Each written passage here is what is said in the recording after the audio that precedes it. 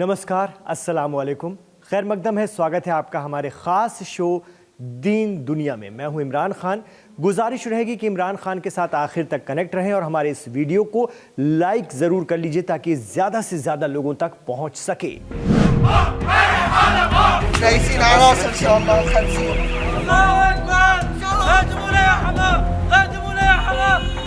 Syria में तख्ता पलटकर हयात तहरीर अल शाम यानी HTS का कब्जा हो चुका है। अब वो धीरे धीरे सरकार भी ट्रांसफर करवा रहे हैं। सीरिया के सदर रहे बशर अल असद हालात को भांपकर किसी भी तरह की जद्दोजहद किए बगैर रूस चले गए और वहां पनाह ले ली है। कहा जा रहा है कि सीरिया में अपने दोस्त असद का तख्ता पलट जाना रूस और ईरान के लिए बहुत बड़ा धचका है। अरब दुनिया में सीरिया ही रूस का एक भरोसेमंद साथी था, जहां रूस ने अपना वाहिद एयरबेस बना रखा है। इतना ही नहीं, पहले भी सीरिया की बगावत को रोकने में रूस ने अहम किरदार अदा किया था। ईरान के लिए भी सीरिया बेहद अहम था। यहां से रेजिस्टेंस ग्रुप्स को सपोर्ट और ताकत मिलती थी, लेकिन अब सूरत हाल पूरी तरह से बदल चुके हैं। तो रूस ने एक बड़ा कदम उठाते हुए अमेरिका, इस्राइल, मगरबी मुल्कों, यहां तक कि ईरान को भी चौंका दिया है। जी हां, रूस इस कोशिश में है कि सीरिया पर काबिज HTS को अब दहशतगर्द तंजीम की लिस्ट से हटाकर उनसे दोस्ती बढ़ाई जाए। मीडिया रिपोर्ट्स की माने तो रूस में कानून बनाकर अदालतों को यह ताकत दे दी गई है कि वो चाहें तो अब किसी भी ग्रुप को, किसी भी तंजीम को दहशतगर्द की लिस्ट से हटा सकते हैं। इस कानून के पास होने से अब रूस के लिए अफगान तालिबान और सीरिया के हयात तहरीर अल शाम यानी HTS से डिप्लोमेटिक रिलेशन कायम करना आसान हो जाएगा। कहा जा रहा है कि पुतिन सीरिया में अमेरिका, इस्राइल और तुर्की की मनमानी लंबे वक्त तक चलने नहीं देना चाहते। इसीलिए उन्होंने ये कदम उठा लिया है ताकि सीरिया में रूसी इंटरेस्ट को बरकरार रखा जा सके।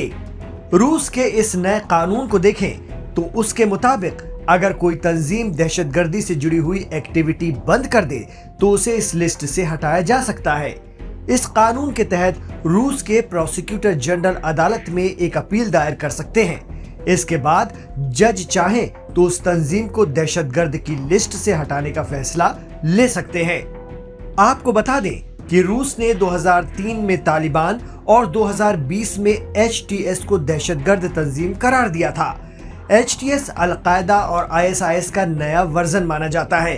कहा जाता है कि HTS चीफ अबू मोहम्मद जौलानी पहले अल-कायदा और फिर ISIS यानी दाइश होते हुए HTS की क़यादत कर रहे हैं।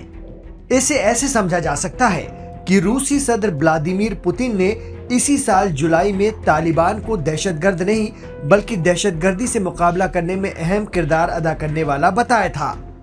हालांकि अभी किसी भी मुल्क ने तालिबान को बाकायदा तौर पर तस्लीम नहीं किया है। पुतिन ने जुलाई 2024 को कजाकिस्तान में SCO चोटी कॉन्फ्रेंस के दौरान कहा था कि हमें ये मानकर चलना होगा कि तालिबान अफगानिस्तान के इक़्तिदार पर कंट्रोल रखता है, इस नाते दहशतगर्दी से जंग में वो हमारे साथ ही हुए।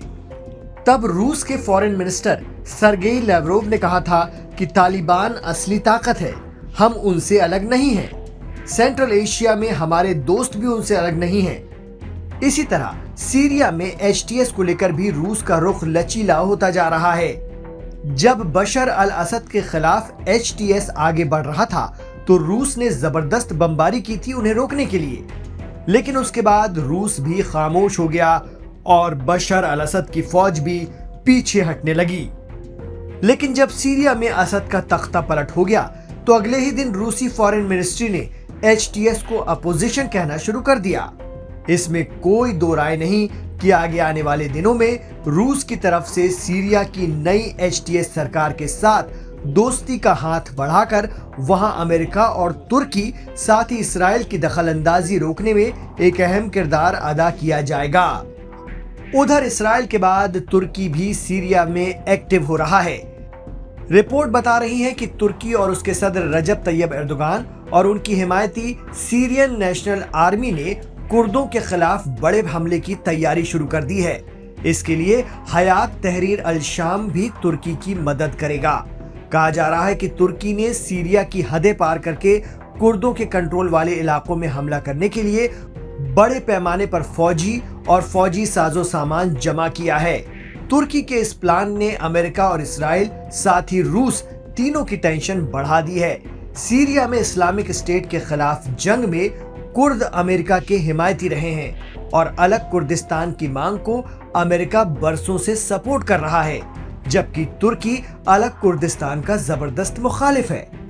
तुर्की की पूरी कोशिश है कि मौके पर चौका मारते हुए अलग कुर्दिस्तान की तहरीक को हमेशा हमेशा के लिए कुचल दिया जाए। तो क्या सीरिया अब आगे चलकर इस्राइल, उसके दोस्त अमेरिका, साथ ही तुर्की और रूस के बीच नई खींचतान का मैदान बनेगा और एचटीएस की नई सरकार और कायद अबू मोहम्मद जौलानी इनका मोहरा? ये देखने वाली बात है। इस बीच सीरिया में इन्वॉल्व हो रहे इस्राइल को यमन से बड़ा चैलेंज मिलना शुरू हो गया है। यमन के अंसारुल्लाह ने इस्राइल की राजधानी तेल अवीव को निशाने पर लेकर मिसाइलें दागी हैं, जो राजधानी के रमात गन इलाके में आकर गिरी हैं। ईरान की न्यूज एजेंसी इरना ने बाकायदा तौर पर इसकी तस्वीरें और वीडियो जारी करके दावा किया है कि यमन ने इस्राइल के खिलाफ मोर्चा खोल दिया है। यमनी हौसी बागियों या अंसारुल्लाह का कहना है कि इस्राइल गजा से पीछे हटे, अगर वो नहीं हटेगा तो उस पर हमले जारी रहेंगे। यही वजह रही है कि अमेरिका और ब्रिटेन ने भी पिछले दिनों यमन पर हमला किया था और हौसियों के ठिकानों को निशाना बनाने का दावा भी किया था। अब देखना होगा यमन से इस्राइल पर खतरा बढ़ता है या फिर इस्राइल के बढ़ते कदमों को सीरिया में रोकने के लिए एचटीएस के साथ हाथ मिलाने की रूसी कोशिश का कोई बड़ा असर होता है, या फिर तुर्की अपना एजेंडा सीरिया पर चला पाता है।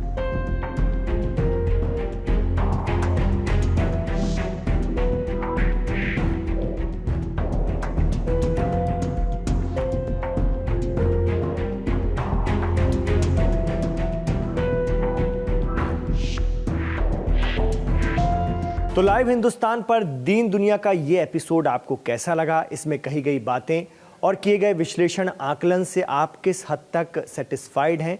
इसको लेकर के आपकी क्या राय है, क्या सोचते हैं? बेबाक अंदाज में अपने कमेंट बॉक्स में हमें ज़रूर बताएं, हमें बेहद खुशी होगी। आपसे यही गुजारिश रहेगी कि अगर आप आखिरी तक इमरान खान के साथ कनेक्ट हैं तो सबसे पहले शुक्रिया, लेकिन साथ में हमारे इस वीडियो को लाइक कर लीजिए और हमारे चैनल लाइव हिंदुस्तान को सब्सक्राइब कर लीजिए। वीडियो को लाइक करने से वीडियो ज़्यादा से ज़्यादा लोगों तक पहुंचता है। इसके अलावा ये भी गुजारिश है कि आप इस वीडियो को व्हाट्सएप के ज़रिए अपने दोस्तों, रिश्तेदारों को ज़्यादा से ज़्यादा पहुँचाएँ ताकि ये दुनिया भर में पहुँच सके और लोग दीन दुनिया के हवाले से चीज़ों को, आकलन को, विश्लेषण को अच्छी तरह से समझ सकें। आप क्या कुछ देखना चाहते हैं दीन दुनिया शो में, वो भी हमें कमेंट बॉक्स पर ज़रूर बताएं ताकि हमें एक आइडिया मिल सके और हम इस सिमत में, इस दिशा में आगे बढ़ सकें। बहुत बहुत शुक्रिया दीन दुनिया शो से जुड़े रहने के लिए, अपना प्यार इस शो पर बरसाने के लिए। इमरान खान को दीजिए इजाज़त और आप रहिए लाइव हिंदुस्तान के साथ। अपना ख्याल रखिए और दुआओं में याद रखिए।